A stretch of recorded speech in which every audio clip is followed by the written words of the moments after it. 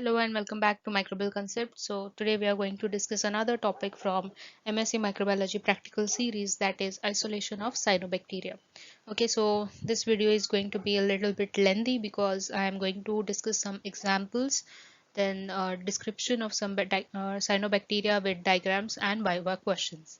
Okay, so already a video is uploaded relating to the practical series, that is isolation of mesophiles and isolation of thermophiles, even isolation of fungi, actinomycetes, etc. Okay, so you can watch those videos on my channel. Then about cyanobacteria, the basic or the theory part is also discussed, and two videos are uploaded on my channel. So that is cyanobacteria part 1, where everything, the characteristics, some examples, basics, etc. is discussed, and in part 2 economic importance of cyanobacteria is discussed. Okay, so now some basic points to brush up before we proceed for our practical topic. So we know that cyanobacteria free floating microscopic unicellular colonial, means they are found generally growing in colonies. Then they are photogenic filamentous oxygenic bacteria. Okay, so organisms that are these are the organisms that are naturally found in reservoirs, lakes and streams throughout the world. Then the filamentous type of bacteria. Okay, so there are two types of cyanobacteria: unicellular, okay, or say a single cell, and another is a filamentous type. So filamentous type, they are simple with false or true branch, and some forms complex multicellular thalli, and they generally use binary fission for their reproduction. Now cyanobacteria, they require sunlight, warmth, and nutrient rich environment. So nutrient rich environment means they generally require high phosphorus and nitrogen present in the surrounding, and the temperature above 25 degrees Celsius to grow and form blooms. Then they have some light harvesting pigments, which include phycobiliprotein, phycoerythrin, phycoerythrocyanin, phycocyanin, allophycocyanin, chlorophyll, and beta carotenoids. Okay, and you may find cyanobacteria in different colors, like say from red, blue, green, purple, green, brown, or black. That depends on the genus of cyanobacteria that you are studying. Okay, so about the difference, now you get this question generally in viva exam, that what is the difference between algae and cyanobacteria, or cyanobacteria and bacteria. So this is the simple table that you can refer to, and you can remember some 5 to 6 points, okay, to differentiate properly. So even this I have discussed in my part 1 video of cyanobacteria, so you can go through that. Now some adaptations which are seen in cyanobacterial cell. Okay, so say this is a type of cyanobacteria where there is a heterocyst, there is a kinase, and there are some aerotopes. So what are these structures? So these are actually adaptations which are seen in cyanobacteria, and these have, or these structures, they have some special function. Okay, so first let's see about heterocyst. So heterocysts are specialized cells that can fix nitrogen in air, and which gives an advantage of thriving in low dissolved nitrogen limited environments. Okay, so that's the reason heterocysts are found. Then next, akinids. So akinids are cells used for survival and reproduction. It is a spore-like cell which is capable of withstanding certain environmental extremes and of germination.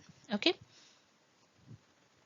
then aerotopes. So aerotopes, they allow bacteria to regulate their own biomes to reach optimum depth in the water column, where sunlight and nutrients are at their maximum. Okay, so these are some adaptations which are generally seen in cyanobacteria. Now cyanobacteria, mostly they multiply by a sexual method, that is binary fission, fragmentation with or without formation of small segments, which are called homogones or hormogonia. Then hormospores, akinids, endospores, nanocysts, exospores are the other small segments which are formed during fragmentation and are kind of say method for uh, method that is used as a asexual reproduction. Then about isolation. So what are the requirements? So requirement is first that is sample. So you can get a pond sample, mud or outer scraping of pot, say a regular flower pot where due to moisture and proper environmental conditions, you see some algal kind of growth, cyanobacterial growth present. Okay. Then media use. So you need here BG11, that stands for blue green algae. Okay, BG stands for blue green algae. So BG11 with nitrogen source, BG11 without nitrogen source, and CFTRI media. Okay, so CFTRI stands for Central Food Technology Research Institute. Okay, so for isolation of say filamentous cyanobacteria, what what kind of method is used? So actually you need to dig agar and you need to inoculate your sample. So that is known as agar digging method. And unicellular cyanobacteria, for that you just need to do a normal streak plate, right? Then about incubation conditions. So for cyanobacterial growth, light is required. So light intensity of 1500 to 2000 lux, then temperature 25 to 30 degrees Celsius, and photo period of 10 to 12 hours. Photo period means proper light should be provided for say 10 to 12 hours. Then about composition of PG11. So a list of macronutrients with mg per liter and list of micronutrients with mg per liter. So this is all you need to collect and do media preparation. Then about isolation. So your sample, you say you have a freshly collected sample, so you can now go directly for microscopic examination um, if you find a good amount of cyanobacterial growth is there in your water sample. If no, then you need to enrich your sample by using selective media. Okay, so you can do it in a petri plate or in a tube. Now growth obtained was examined under microscope, and also it was strict on selective agar media. So now you will just first observe for growth, then you will do microscopic examination, and then you will go for streaking on selective agar media. So that is BG11, you can go for that, or CFTRI. Then subculturing was done in order to obtain unialgal cultures, and microscopic examination and identification was done by using Berge's Manual of Determinative Bacteriology. Okay, so now unialgal cultures, it means there is no um, contamination, or there are no two or three types of um, blue green algal colonies growing together. Okay, a single pure isolate of blue green algae, that is cyanobacteria. So these are some photos from my journal which I have attached here for your reference so that you can relate properly. So you can see here sample used was mud, media used was BG11 without nitrogen, and on a microscopic examination we could identify the sample as Anabina. Okay, so this is the actual photograph of a Anabina cell, and this is one which I have drawn in my journal. So trichomes may be straight, curved or helically formed. So this is the description about Anabina. The cells are cylindrical, spherical or ovoid. The mature terminal cells may be rounded, tapered or conical in shape. So you can see uh, here I have shown they are in conical shape. Then heterocysts generally intercalary spores. They may be single or in long series and formed from near the heterocyst or in between the heterocyst. Okay, so these are small heterocyst. This is a kinnate, and you can see a slight mucilaginous sheet encasing these filaments. Okay, so this is about Anabina. Then about Synechocystis. So this is the actual photograph of Synechocystis, and this is what we observed under microscopic examination. So they are unicellular, cells are spherical, single or two together, but after division or rarely in colonies of a few cells without distinguishing or distinguishable mucilaginous envelopes. Okay, so here you can see there is an envelope present around these 4 to 6 cells. Okay, and maybe you will be able to distinguish that mucilage envelope or you may not. Okay, so they are generally unicellular, they are spherical, mostly single or in doubles. Okay, then next is calothrix. So this is the actual photograph of calothrix. This is the diagram. So filaments single or in small bundles arranged more or less parallelly, mostly erect and unbranched and seldom false branch. Okay, sheath mostly firm and sometimes seen only at the base. Okay, then heterocyst mostly basal, seldom intercalary spores when formed single or in series next to the basal heterocyst. Okay, so you can see at the base there is the heterocyst or a spore present. Then next is microcoleus. Okay, so this is the actual image of microcoleus. So you can see there are like say several oscillatoria like trichomes. So these are the trichomes which are present in a homogeneous sheath. Okay, so these are several such trichomes which are densely aggregated in a sheath, and they are usually several parallel trichomes are often spirally or tightly interwoven. Okay, so this is how it looks. Then filaments are unbranched or say sparsely branched and sheath mostly colorless, more or less regularly cylindrical. Okay, so this is the sheath which has some densely aggregated trichomes. Then next is about cylindrospermum. So you can see the images here.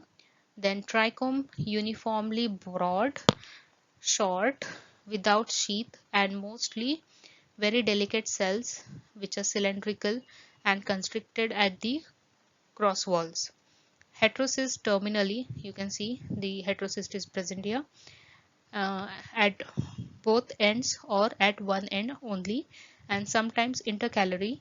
Spore is single and rarely in series next to the heterocyst. Okay, so you can see the spore next to the heterocyst,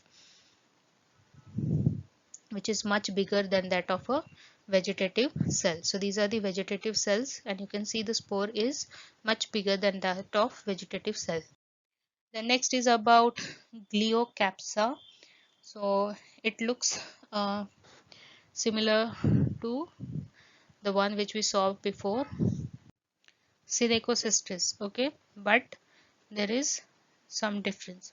So these are also unicellular or in aggregates or in packets. Okay, so you can see these are in packets where many such unicellular Gleocapsa cells are present. Okay, they are spherical to hemispherical shaped cells, binary fission central to form equal sized daughter cells. Okay, so binary fission occurs in between the cell at the center of the cell so that two equal sized daughter cells are formed. Okay, then each cell or cell pair is surrounded by a distinct sheath which expands with new cell division and new sheath. Hence, multi-laminated sheets can be observed. Then next is about Lingbaia. So mostly students get confused with Lingbaia and Oscillatoria. So there is difference in that as well. So trichomes, they are single or free in a thin or very massive thick firm sheath. Sheath mostly colorless and can be seen with phase contrast optics. Okay, so this is the sheath you can see here. Okay, particularly where it extends beyond the terminal cells of the trichome. Okay, so this is the terminal cell of the trichome, but still the sheath has extended. So that is the key point to distinguish between Lyngbya and other trichomes. Okay, so trichomes are usually immotile within the sheath. So next is about Oscilloteria. So you can see there are different forms of trichomes, at least four, which are mentioned here, A, B, C, D.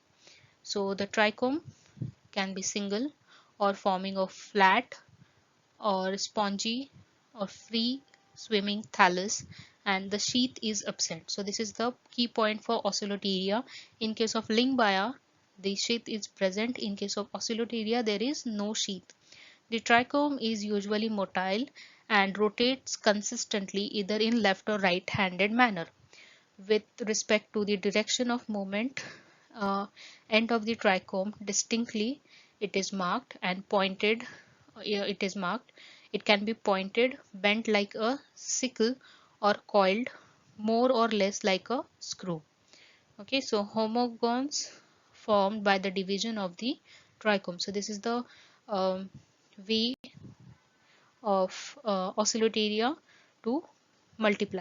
So next sample is of Cytonema. So Cytonema is also it has a unique structure which can help you in identification. That is, it forms false branching. Okay, so these are the two trichomes of Cytonema which are together, which looks like a branch, but it is a false branch. Okay, so it can be single or germinated, and it forms formed laterally, generally in between the heterocysts. Between two heterocysts you will find this false branching.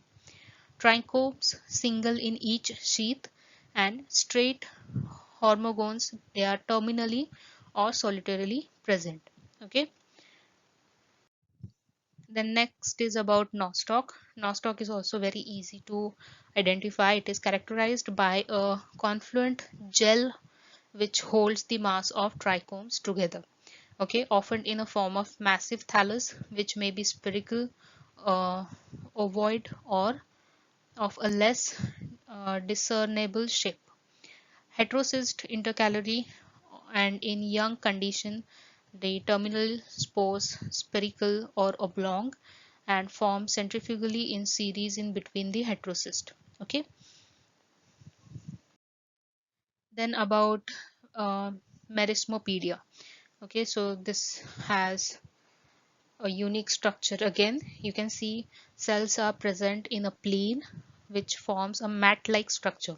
So cells 4 to 16 or more can be present in a tabular colonies arranged in a homogeneous mucilage. Okay, generally it fours, or they are arranged in a single plane. They are free floating, and cells are uh, globular, oblong before cell division, and subspherical after division. Okay, so that means cells, they oblong and uh, before cell division, and after cell division they go subspherical. Then multiplication by division in two directions perpendicular to the plane of a colony. So depending on the plane of a colony, multiplication is in two directions. Okay. Okay, so those were some examples which I think are useful to you to identify and distinguish between some cyanobacterial isolates. Okay, so now some viva questions. So these are some of the questions which I could list off. So first is, what is difference between algae, cyanobacteria and bacteria? Then what are BGA or cyanobacteria? Then what causes BGA to grow? Then can cyanobacteria perform photosynthesis? So this is a yes no type of question. Then give three basic characteristics of cyanobacteria. Then pigments which are used in photosynthesis. What is role of akinates? What is role of heterocyst?